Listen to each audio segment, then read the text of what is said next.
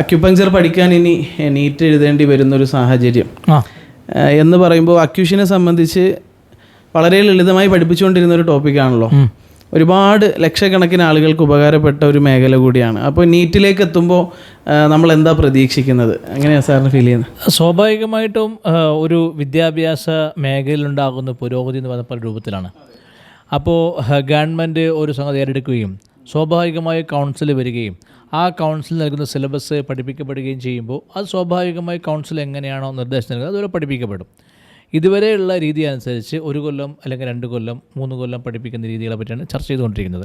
കഴിഞ്ഞ കുറേ വർഷങ്ങളായി 1 കൊല്ലത്തെ ഡിപ്ലോമ കോഴ്സുകളാണ് യൂണിവേഴ്സിറ്റി അടക്കം എല്ലാം നടത്തിക്കൊണ്ടിരിക്കുന്നതെങ്കിൽ ഇപ്പം എല്ലാ സ്ഥാപനങ്ങളും 2 കൊല്ലത്തെ കോഴ്സ് നടത്തിക്കൊണ്ടിരിക്കുകയാണ്. അതിന് പ്രധാനപ്പെട്ട കാരണം എല്ലാവർക്കും അറിയാം, പുതിയ നിയമത്തിൽ വന്ന മാറ്റങ്ങളാണ്. ഇനിയും ഇതേപോലെ കാലിക പ്രസക്തമായ മാറ്റങ്ങൾ വരുമ്പോൾ സ്വാഭാവികമായി അതിനനുസരിച്ച് നമ്മളെ കോഴ്സുകളും നമ്മുടെ കാലയളവൊക്കെ മാറും.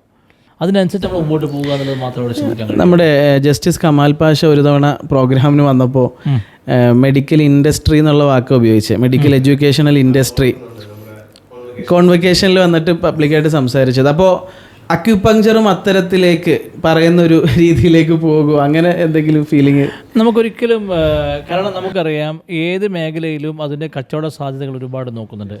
അക്യുപങ്ചറിനെ പറ്റി ഇങ്ങനെ ചോദിക്കുന്നത് എന്തുകൊണ്ടായിരിക്കും ചോദിച്ചാൽ, അക്യുപങ്ചറിൻ്റെ നാളിതുവരെ കഴിഞ്ഞു പോയൊരവസ്ഥ ഒരു കച്ചവട ലാഭ ലക്ഷ്യത്തോടെ കാര്യമല്ല, ഒരു സാമൂഹിക നന്മ ലക്ഷ്യം വെച്ചുകൊണ്ട് സമൂഹത്തിൽ അനുഭവിക്കുന്ന ആരോഗ്യ പ്രശ്നങ്ങൾക്ക് മരുന്ന് കഴിച്ച് രോഗം മാറാത്തൊരു സാഹചര്യം ഉണ്ടായപ്പോൾ അവർക്ക് മരുന്നില്ലാതെ രോഗം സുഖപ്പെടുന്ന ചികിത്സ എന്ന രീതിയിൽ ജനങ്ങൾക്ക് വലിയൊരു സ്വീകാര്യത, അല്ലെങ്കിൽ ഇത് അറിയുന്ന ആളുകൾ വലിയ സ്വീകാര്യതയാണ്. എന്നുവെച്ചാൽ ഇത് സ്വീകരിക്കാൻ സന്നദ്ധരായ ആളുകൾ വലിയ പ്രയോജനം ഉണ്ടായിട്ടുണ്ട്. അപ്പോൾ ആ ഒരു അർത്ഥത്തിൽ ലളിതമായ, ചിലവ് കുറഞ്ഞ, രോഗം പരിപൂർണമായി സുഖപ്പെടുന്ന, മരുന്നില്ലാത്ത, കാര്യമായ പഥ്യങ്ങളൊന്നുമില്ലാതെ രോഗം സുഖപ്പെടുത്തുന്ന ചികിത്സയായിട്ടാണ് ജനങ്ങൾ കണ്ടുകൊണ്ടിരിക്കുന്നത്. പക്ഷേ അതിൽ നിന്നും ഒരു വ്യത്യാസം വരുമെന്ന് ചോദിക്കുമ്പോൾ സ്വാഭാവികമായിട്ടും അതിൻ്റെ അവസ്ഥ അപ്പോഴേ നമുക്ക് പറയാൻ കഴിയുള്ളൂ. ഞാൻ ആഗ്രഹിക്കുന്നത് ജനങ്ങൾക്ക് രോഗം സുഖപ്പെടുക എന്ന് പറയുന്ന പ്രക്രിയ അതിന് സഹായിക്കുന്ന ഒരു ഉത്തരവാദിത്തപ്പെട്ട ആളായിരിക്കണം ചികിത്സ എന്ന് പറയുന്നത്. അല്ലാതെ ജനങ്ങളുടെ പണം എങ്ങനെയെങ്കിലും കൈക്കലാക്കാൻ ശ്രമിക്കുന്ന ഒരു കച്ചവട താല്പര്യത്തോടുകൂടി കാണുന്ന ഒരു ചോദ്യം വന്നത് തന്നെ സാർ, ഈ ചോദ്യം വന്നത് തന്നെ ജനങ്ങൾ ഇത്രയും നാൾ അനുഭവിച്ചിരുന്ന ഒരു സുഖം അക്യുപഞ്ചറിൽ നിന്ന് വളരെ ലളിതമായി അധികം പണമൊന്നും ചിലവാക്കാതെ അക്യുപഞ്ചർ പഠിക്കാനാണെങ്കിലും അക്യുപഞ്ചർ ചികിത്സ സ്വീകരിക്കാനാണെങ്കിലും വളരെ കുറഞ്ഞ ചിലവിൽ അവർക്ക് കാര്യങ്ങൾ കഴിഞ്ഞു പോകുന്നു. വളരെ സന്തോഷം, രോഗങ്ങൾ മാറും. അതൊരു ഭാഗമാണ്. അതുപോലെ തന്നെ പ്രായവും വരുന്ന മേഖലയും വ്യത്യസ്തമാണല്ലോ. വിവിധ മേഖലകളിൽ നിന്ന് തഴക്കവും പഴക്കമുള്ള ആളുകളാണ് ഇപ്പം നിലവിലുള്ള അക്യുപങ്ചറിസ്റ്റുകൾ. അതായത് ലോകപരിചയം, വിദേശ രാജ്യങ്ങളിലേക്ക് പലപ്പോഴും പ്രൊഫഷണൽ കോഴ്സിലേക്ക് ആളുകൾ പോകുന്നത് നല്ല പ്രായമായിട്ടാണ്. കാരണം അവർക്ക് നല്ല സാമൂഹിക ബോധം ഉള്ളതിന് ശേഷമാണ് ഒരു പ്രൊഫഷണൽ കോഴ്സിലേക്ക് പലപ്പോഴും പോവുക. തീർച്ചയായിട്ടും ആ ഒരു ട്രെൻഡ് അക്യുപങ്ചറിൽ ഇപ്പോൾ ഉണ്ട്. പക്ഷേ ഭാവിയിലേക്ക് നീറ്റിലേക്കൊക്കെ എത്തുമ്പോൾ വീട്ടമ്മമാർക്കും വേറെ പ്രൊഫഷണൽസിനും ഒന്നും ഈ മേഖലയിലേക്ക് ചികിത്സകരായിട്ട് വരാൻ പറ്റൂല.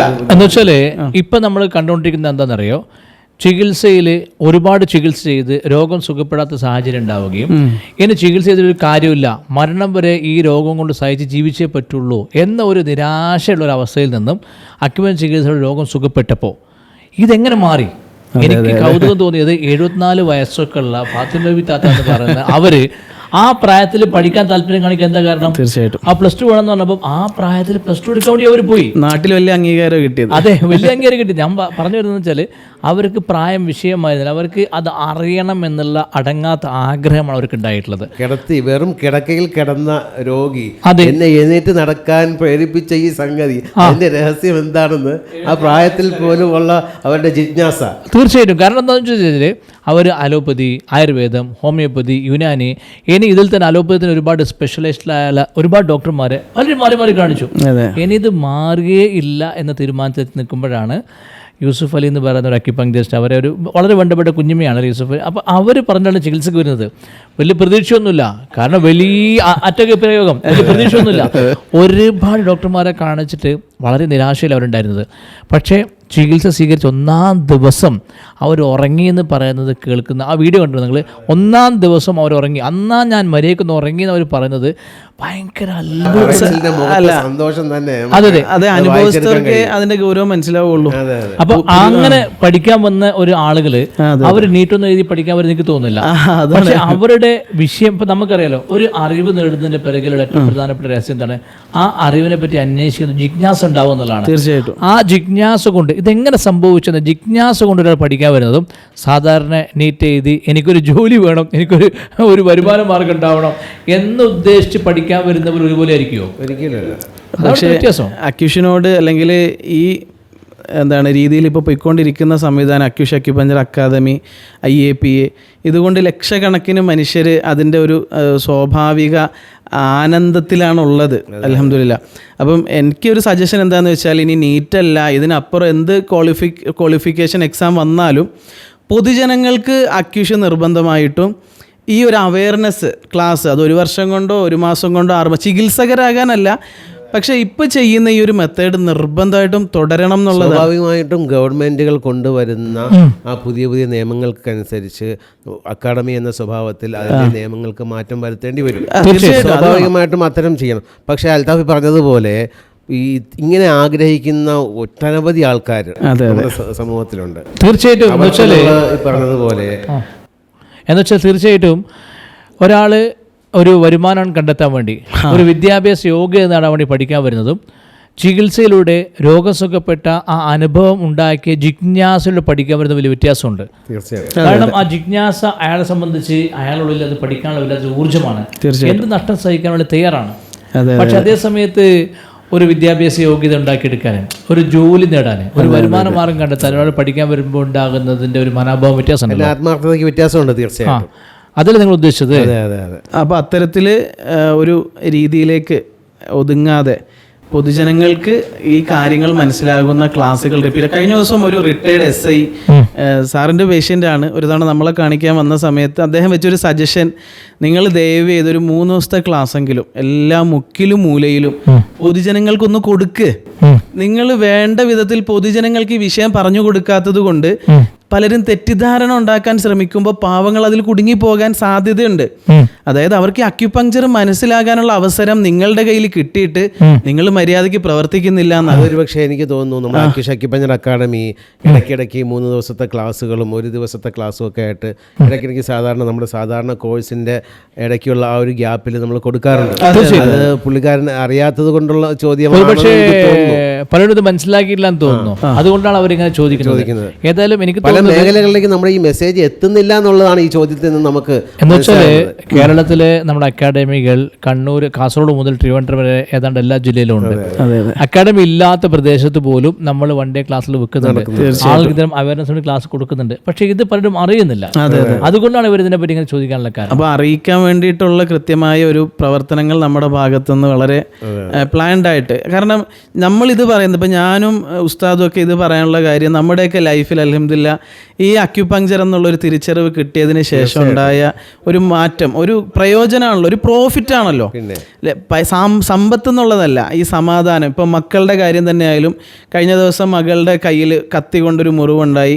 ആ മാംസം മാറിയിരിക്കുന്ന സമയത്ത് കൃത്യമായ അക്യുപങ്ചർ ട്രീറ്റ്മെൻറ്റ് അൽഹംദുലില്ലാ അവൾക്കത് മതി, മോക്കത് മതി, വൈഫിനത് മതി. ആ മുറിവ് ഇപ്പം 3-4 ദിവസം കൊണ്ട് അത് ഉണങ്ങി. ആ സാഹചര്യത്തിലേക്ക് എത്താണ്. അപ്പം പണ്ട് ഒരവസ്ഥ എന്ന ചോര കണ്ടാൽ പാനിക് ആകുന്ന ഒരു സാഹചര്യം ഉസ്താദിന്റെ മോന്റെ കയ്യിലെ ഒരു പപ്പട കമ്പി കുത്തി കയറി അത് ഇപ്പുറത്തെ ഭാഗത്ത് വന്നു. അപ്പോഴും കുഞ്ഞുങ്ങൾ ഭയപ്പെട്ടില്ല എന്നുള്ളതാണ്. അല്ല, നമ്മളിത് പറഞ്ഞു ചിരിക്കുമ്പോ സ്വാഭാവികമായിട്ട് ഇത് കാണുന്നവർക്ക് എന്താ തോന്നുന്നത്, മനുഷ്യത്തില്ലാത്തൊരു സത്യത്തില് നമ്മൾ മനസ്സിലാക്കേണ്ടത്, ഒരു അപകടമുണ്ടായാൽ ആ അപകടത്തെ എങ്ങനെ തരണം ചെയ്യാൻ കഴിയുമെന്ന് ജനങ്ങളെ പഠിപ്പിക്കുന്നതിന് പകരം ആ അപകടം കണ്ട് പാനിക് ആവാൻ എങ്ങനെയെന്ന് പഠിപ്പിക്കപ്പെടുന്ന സമൂഹമാണ് ഇപ്പോൾ. നമുക്ക് വേണ്ടത് വിദ്യാഭ്യാസം കൊണ്ട് ഒരു അപകടം ഉണ്ടായാൽ ആ അപകടത്തിൻ്റെ സിറ്റുവേഷനിൽ നിന്നും വളരെ സമർത്ഥമായി, ശ്രദ്ധയോടെ, സൂക്ഷ്മതയോടെ അതിനെ തരണം ചെയ്യാൻ ജനങ്ങൾ അറിവാണ് വേണ്ടത്. അല്ലാതെ എങ്ങനെ ഭയപ്പെടുത്താമെന്നുള്ള റിസർച്ചിലാണുള്ളത്. ആ റിസർച്ചിൽ ഇരയായിരിക്കുകയാണ് സമൂഹം. മുഴുവൻ. അതിനെ ഒന്ന് മാറ്റിയെടുക്കാനുള്ള പ്രവർത്തനങ്ങളും പഠനങ്ങളും അതേപോലത്തെ ഗവേഷണങ്ങളും ഇത് സമൂഹത്തിന് വേണ്ടി ഗവൺമെൻറ്റും അതുപോലെ തന്നെ മറ്റ് എല്ലാതരം സംഘടനകളും രാഷ്ട്രീയക്കാരൊക്കെ ഉണ്ടല്ലോ, ഇവരൊക്കെ തന്നെ ചെയ്യേണ്ട പ്രധാനപ്പെട്ട കാര്യം ഇതാണ്. ആളുകളെ മരുന്നില്ലാതെ ജീവിക്കാൻ പഠിപ്പിക്കുക. തീർച്ചയായിട്ടും അതാണല്ലോ ആരോഗ്യ മേഖലയുടെ പുരോഗതി എന്ന് പറഞ്ഞാൽ.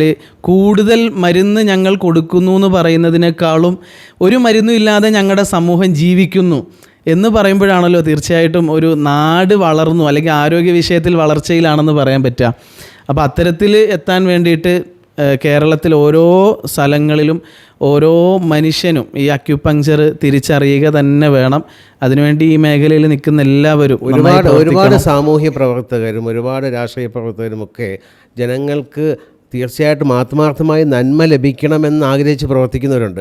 ശരിക്കും അവർ ഇതിനെപ്പറ്റി തിരിച്ചറിഞ്ഞാൽ ജനങ്ങൾ മുഴുവൻ ഇതിൻ്റെ നന്മയ്ക്ക് കീഴിൽ വരും, ഈ ഒരു കുടക്കീഴിൽ വരും എന്നുള്ളത് നമുക്ക് വളരെ പ്രതീക്ഷ. അതായത് ചില ചികിത്സകൾക്ക് സാമ്പത്തികമായി ബാധ്യതയായിട്ടേ ഒരുപാട് ഭിക്ഷ യാചിക്കുന്ന ഒരു ഘട്ടത്തിലേക്ക് സാമൂഹിക സേവനം നടത്തുന്നവർ അവരും ഒരു നന്മ പോലെയാണല്ലോ അത് ചെയ്യുന്നത്. തീർച്ചയായിട്ടും. പക്ഷേ അതല്ലാത്തൊരു ബദൽ സംവിധാനം അവരുടെ ക്ഷീണത്തിനായാലും അവരുടെ അസ്വസ്ഥതകൾക്കായാലും വേദനകൾക്കായാലും ഒരു ബദൽ സംവിധാനം ഇവിടെ ഉണ്ട്. ബദൽ എന്നതിന് ഉപരി ഇങ്ങനെ ഒരു മികച്ച സംവിധാനം ഉണ്ട് എന്നവർ മനസ്സിലാക്കുന്ന ഒരു വേളയിൽ തന്നെ ആളുകൾക്കും നാടിനും ഇതൊരു ആശ്വാസമായിരിക്കും. തീർച്ചയായും ജനങ്ങൾക്ക് ഇത് പ്രയോജനമുള്ള ചികിത്സയായിട്ട് ഉപയോഗപ്പെടുത്താൻ സാധിക്കട്ടെ. ഇനിയും ആളുകൾ ഇത് പഠിക്കാനും ഇതിനെപ്പറ്റി മനസ്സിലാക്കാനും ഇതിൻ്റെ ഗുണഭോക്താക്കളായി മാറാനും എല്ലാവർക്കും സാധിക്കട്ടെ എന്ന് ആശംസിച്ചുകൊണ്ട് എൻ്റെ വാക്കുകളോട് നിർത്താണ്. Thank you.